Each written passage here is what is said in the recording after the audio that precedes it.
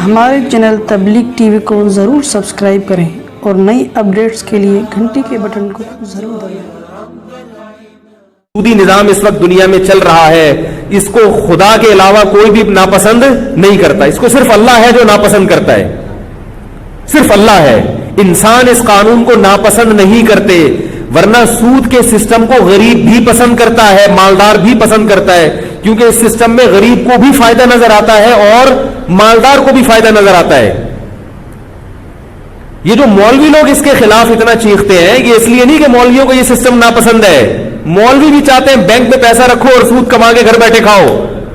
یہ اس لیے چیختے ہیں کہ پابندی کس نے لگائی ہے؟ رسول نے۔ اور رسول کیوں اس کے خلاف ہے اتنا؟ اس لیے کہ اللہ نے پابندی لگائی ہے۔ تو اصل سود کو ناپسند کرنے والا کون ہے؟ اللہ ہے۔ اب غریب اس پہ خوش کیوں ہوتا ہے؟ اس لیے کہ اس کو وقتی نفع نظر آتا ہے۔ آپ نے 1 لاکھ روپے رکھوائے اور مہینے بعد وہ کتنے ہو گئے؟ 1,02,500 ہو گئے، 3,000 ہو گئے، وہ اس پہ خوش ہو رہا ہے۔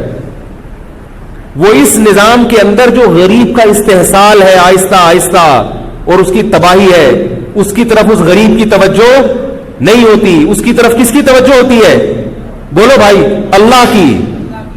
اس لیے اللہ نے اس کو ہمیشہ سے حرام کر دیا۔ بھائی زمین پہ میرا قانون چلے گا تو سودی نظام نہیں چلے گا۔ اس سودی نظام کی تباہی ہے کہ دولت سمٹ کے 10-15 انسانوں کے ہاتھوں میں چلی گئی ہے۔ ماہرین معیشت کہتے ہیں اگر 10-15 آدمیوں کی دولت ان سے لے کر تقسیم کر دی جائے تو پوری دنیا سے غربت کا خاتمہ ہو جائے گا۔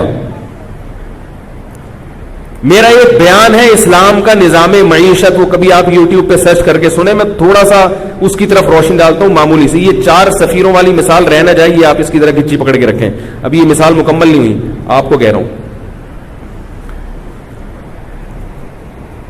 یہ جو ہم بینکوں میں پیسہ رکھتے ہیں نا، سود لیتے ہیں اس میں کہ 1,00,000 روپے کا ہمیں کتنا ملے گا؟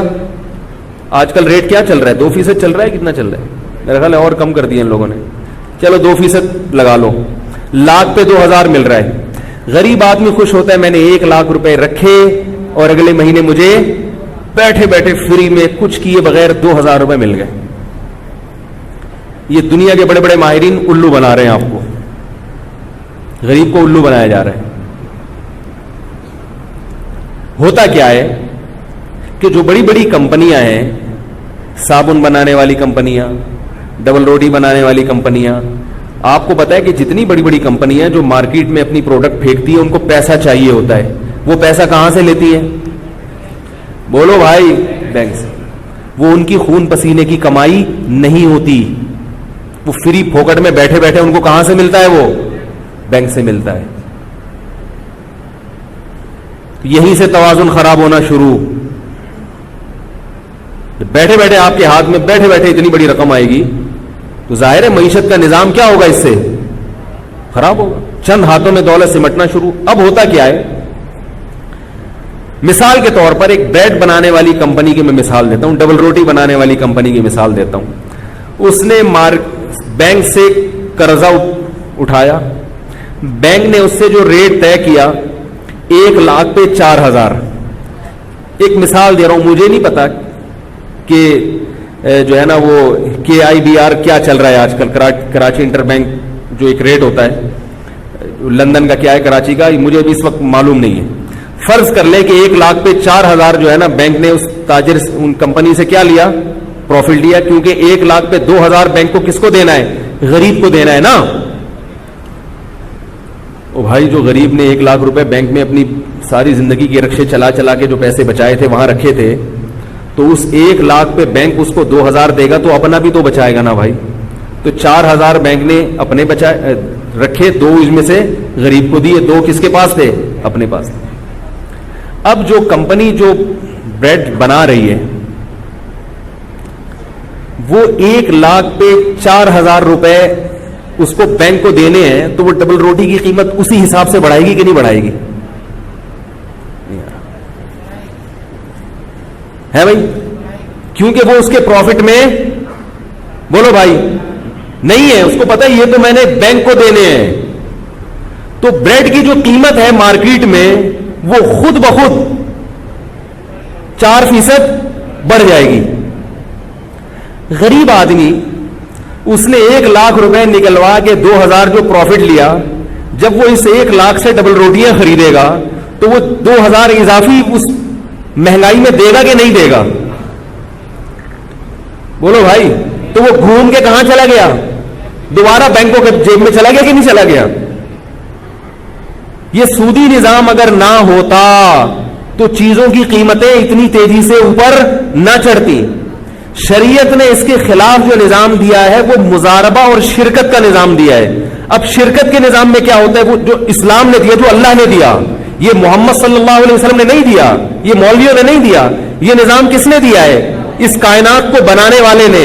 محمد صلی اللہ علیہ وسلم نے صرف اس پیغام کو پہنچایا ہے، بنایا نہیں ہے. محمد صلی اللہ علیہ وسلم تو لکھنا پڑھنا نہیں جانتے تھے، وہ کیسے کیسا قانون بنا سکتے تھے؟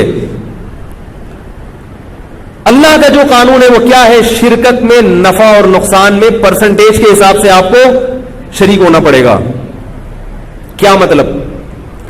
اب یہی اگر شرکت کا نظام ہوتا، غریب آدمی بینک کو 1 لاکھ روپے دیتا اور بینک سے کہتا آپ کو جتنا پروفٹ ہوگا اس میں سے 2% مجھے چاہیے.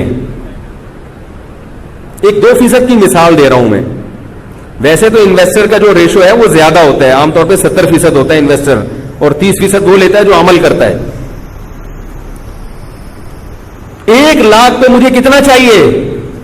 2%. بنتا وہ بھی 2000 ہی، لیکن وہ 1 لاکھ کا 2000 نہیں، جو پروفٹ ہوگا اس کا مجھے 2% چاہیے، یا 20% چاہیے، یا 25% چاہیے.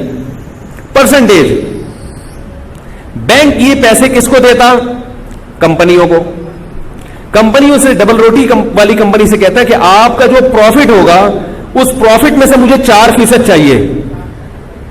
نہیں یاری بات، بہت ٹیکنیکل بات ہے، اس کو سمجھیں. پروفٹ میں سے مجھے کتنا چاہیے؟ مجھے 2000 4000 نہیں چاہیے. مجھے اس سے غرض نہیں ہے کہ میں آپ کو دے کتنے رہا ہوں، مجھے اس سے غرض ہے کہ میرے پیسوں سے آپ کماتے کتنا ہو. ہم جو آپ کو 1 کروڑ کا قرضہ دے رہے ہیں، اس 1 کروڑ پہ آپ جتنے کماؤ گے اس میں سے 4% ہمارے اور 96% تمہارے. نہیں یاری بات. اب کیا ہوا ہے کہ جو ڈبل روٹی بنانے والی کمپنی ہے اس نے ڈبل روٹی کے ریٹ بڑھا دیے، تو خود بخود اس کمپنی کا پروفٹ بڑھے گا اور 4% خود بخود بڑھ جائے گا. بینک کا نفع خود بخود بڑھے گا، اور بینک کا نفع بڑھے گا تو بینک کو جس نے قرضہ دیا ہے اس کا نفع خود بخود. تو آپ جتنی مرضی قیمتیں بڑھا لیں مارکیٹ میں، ان قیمتیں بڑھنے سے وہ پروڈکٹ کی جیسے قیمت میں اضافہ ہوگا تو عوام کو بھی اس کی حساب سے نفع ملنا شروع ہو جائے گا. سودی نظام میں آپ رقم دے کے بھول جاتے ہو، آپ نہیں دیکھتے کہ میرے اس پیسے سے کون کتنا کتنا کما رہا ہے. آپ کو دونے والے 2 54 58 پکڑا کے بینک خوش ہو جاتے ہیں، آپ کو مطمئن کر دیتے ہیں مزے کرو. اور بینکرز کیا کرتے ہیں؟ وہ کچھ بھی نہیں کر رہے، کسی ادھر سے پیسہ اٹھایا ادھر دیا، ادھر سے اتنے لیے ادھر سے اتنے دیے، اور بیٹھ کے نوٹ گنتے ہیں بیٹھ کے. وہ کسی قسم کا رسک لینے کے لیے تیار نہیں ہوتے. یہ غیر فطری نظام ہے دولت کی ریل پیل کا. قرآن نے زکوٰۃ کا اور صدقہ فطر کا اور مال غنیمت کی تقسیم کا جو فلسفہ بیان کیا، کئی لا یکون دولتم بین الاغنیاء منکم، اللہ چاہتے ہیں کہ دولت چند ہاتھوں میں سمٹ کے نہ رہ جائے. تو جیسے صدقات و خیرات سے دولت تقسیم ہوتی ہے، ابھی قربانی ہوئی نا، کتنی تقسیم ہوئی ہے دولت. 1 ارب روپے کا کاروبار ہوا ہے صرف کراچی میں. تو اس کاروبار سے غریبوں کے چولہے جلے کہ نہیں جلے؟ دولت مندوں کی جیب سے پیسہ نکل کے گیا ہے، اور غریبوں کی جو بھینسیں گائے پالنے والے لوگ ہیں ان کی جیبوں میں گیا ہے. اور گوشت کتنا تقسیم ہوا غربا اور مساکین میں. یہ مولویوں کا بنایا ہوا قانون نہیں ہے، یہ کس کا بنایا ہوا قانون ہے؟ اللہ کا. اور سود بالکل اس کے اپوزٹ ہے. سود کیا کرتا ہے؟ دولت کو سمیٹ کر چند ہاتھوں میں لے آتا ہے.